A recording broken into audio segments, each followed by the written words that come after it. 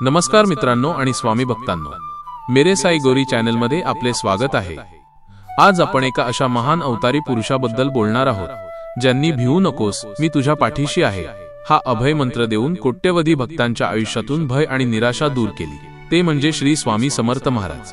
त्यांचा अवतार, त्यांचे चमत्कार आणि त्यांचे उपदेश हे केवळ कथा नसून भक्तांसाठी जीवनाचा मार्गदर्शक प्रकाश आहेत।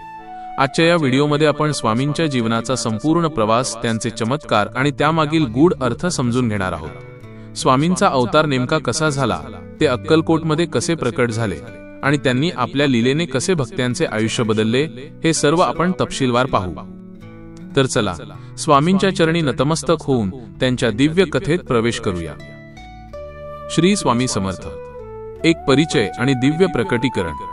श्री स्वामी समर्थ महाराज, ज्यांना भक्त प्रेमाने अक्कलकोटचे स्वामी म्हणतात, हे दत्तात्रेय संप्रदायाचे तिसरे पूर्णावतार मानले जातात। दत्तात्रेय संप्रदायामध्ये दत्तात्रेय, श्रीपाद श्रीवल्लभ आणि नृसिंह सरस्वती यांच्यानंतर स्वामींचा अवतार झाला। त्यांच्या जन्माबद्दल कोणताही निश्चित पुरावा नाही, कारण ते अचानक प्रकट झाले। स्वतः स्वामींनी मी मूळचा वडाच्या झाडाचा असे सांगून आपल्या अलौकिक अस्तित्वाची ओळख दिली। असे म्हणतात की स्वामींनी अनेक शतके कठोर तपश्चर्या केली आणि नंतर ते तीर्थयात्रा करत भारतभर फिरले। ते सुरुवातीला बंगालमध्ये होते आणि नंतर कलकत्ता, ओरिसा, पुरी, गंगासागर, त्यानंतर गोदावरीच्या काठाने आणि नंतर ते श्रीशैलम, पंढरपूर, सोलापूर आणि शेवटी अक्कलकोटला आले। त्यांच्या प्रवासादरम्यान त्यांनी अनेक चमत्कार घडवले आणि लोकांना योग्य मार्गावर चालण्याची प्रेरणा दिली। त्यांची भाषा, वेशभूषा आणि राहणीमान सामान्य माणसाप्रमाणे नव्हते। ते अनेकदा तेलुगू, कन्नड, हिंदी आणि मराठी अशा अनेक भाषांमध्ये बोलत असत। जवळपास 22 वर्षांपर्यंत स्वामी अक्कलकोटमध्ये राहिले आणि त्यांनी अनेक भक्तांचे जीवन बदलले। त्यांचे भक्त त्यांना महाराज किंवा स्वामी म्हणून संबोधू लागले। स्वामींना वडाच्या झाडाखाली बसायला खूप आवडत असे, जिथे आज त्यांचे भव्य मंदिर उभे आहे। अक्कलकोटमधील प्रवेश आणि पहिला चमत्कार। जेव्हा स्वामी पहिल्यांदा अक्कलकोटमध्ये आले, तेव्हा एका माणसाने त्यांना ओळखले आणि त्यांना आपल्या घरी जेवणाचे आमंत्रण दिले, पण स्वामींनी ते नाकारले। ते म्हणाले, मी खाण्यासाठी आलेलो नाही, मी इथे लोकांसाठी आलो आहे। सुरुवातीला अक्कलकोटमधील लोक त्यांना एक सामान्य साधू मानत होते, पण लवकरच त्यांच्या दिव्य लीलांनी आणि चमत्कारांनी तेथील लोकांचे लक्ष वेधून घेतले। एकदा एका व्यक्तीने त्यांना विचारले की महाराज, आपण कोण आहात? यावर स्वामींनी उत्तर दिले, मी मूळचा वडाच्या झाडाचा आहे। त्यांच्या या उत्तराने लोकांना आश्चर्य वाटले। नंतर हे स्पष्ट झाले की स्वामी हे नृसिंह सरस्वतींच्या पादुकांप्रमाणेच वडाच्या झाडाखाली प्रकट झाले होते। काही महान चमत्कार।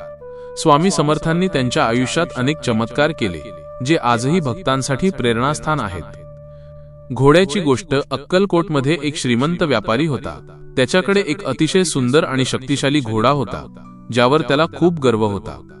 एकदा स्वामींनी त्या घोड्याची मागणी केली, पण त्या व्यापाऱ्याने आपल्या गर्वापायी स्वामींना घोडा देण्यास नकार दिला।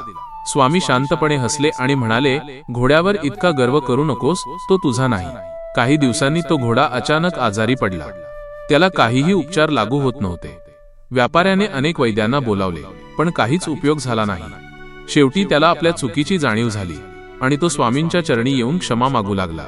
स्वामींनी फक्त त्या घोड्याच्या डोक्यावर हात ठेवला आणि तो घोडा लगेचच बरा झाला। या घटनेमुळे त्या व्यापाऱ्याचा गर्व नाहीसा झाला आणि तो स्वामींचा परम भक्त बनला। 2. एका शेतकऱ्याची मदत। एक शेतकरी होता जो खूप गरीब होता। त्याच्या शेतीत काहीच पिकत नव्हते। तो निराश होऊन स्वामींच्या दरबारात आला। त्याने स्वामींना आपले दुःख सांगितले। स्वामींनी त्याला सांगितले, चिंता करू नकोस, तुझ्या शेतात जाऊन फक्त एक खड्डा खण। त्या शेतकऱ्याने स्वामींच्या आज्ञेनुसार आपल्या शेतात जाऊन खड्डा खणला आणि त्याला तिथे एक मोठा सोन्याचा कलश सापडला। अशा प्रकारे स्वामींनी आपल्या भक्ताची गरिबी दूर केली। 3. एका ब्राह्मणाची परीक्षा। एक ब्राह्मण होता जो स्वामींना सिद्ध पुरुष मानत नव्हता। एकदा तो स्वामींची परीक्षा घेण्याच्या हेतूने त्यांच्याकडे आला।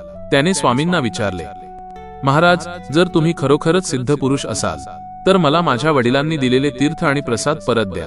स्वामींनी फक्त हसून त्या ब्राह्मणाकडे पाहिले आणि लगेचच त्याच्या घरातून तीर्थ आणि प्रसाद प्रकट झाले। हे पाहून तो ब्राह्मण आश्चर्यचकित झाला आणि स्वामींच्या चरणी नतमस्तक झाला। स्वामी समर्थांचे उपदेश आणि तत्वज्ञान। स्वामींच्या प्रत्येक चमत्कारामागे एक गहन आध्यात्मिक संदेश दडलेला आहे। त्यांचे उपदेश अत्यंत सोपे पण खूप शक्तिशाली आहेत।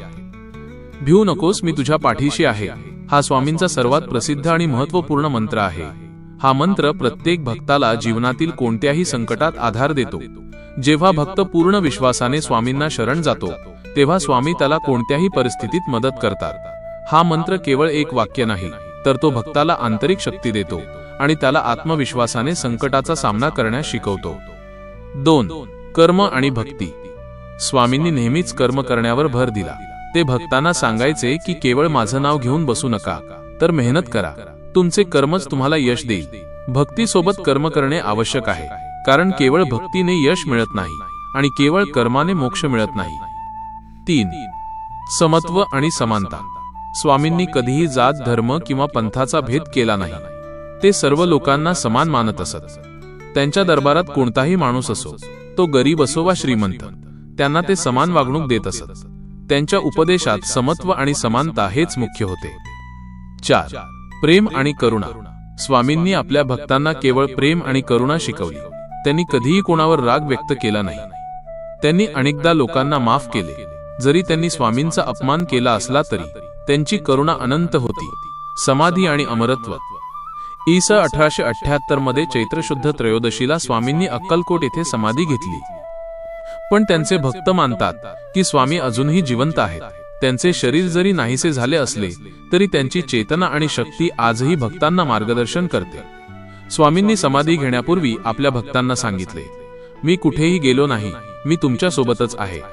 जेव्हाही तुम्ही मला आठवण कराल तेव्हा मी तुमच्या सोबत असेल। हाच विश्वास आजही करोडो भक्तांना जगण्याची प्रेरणा देतो। निष्कर्ष, समापन।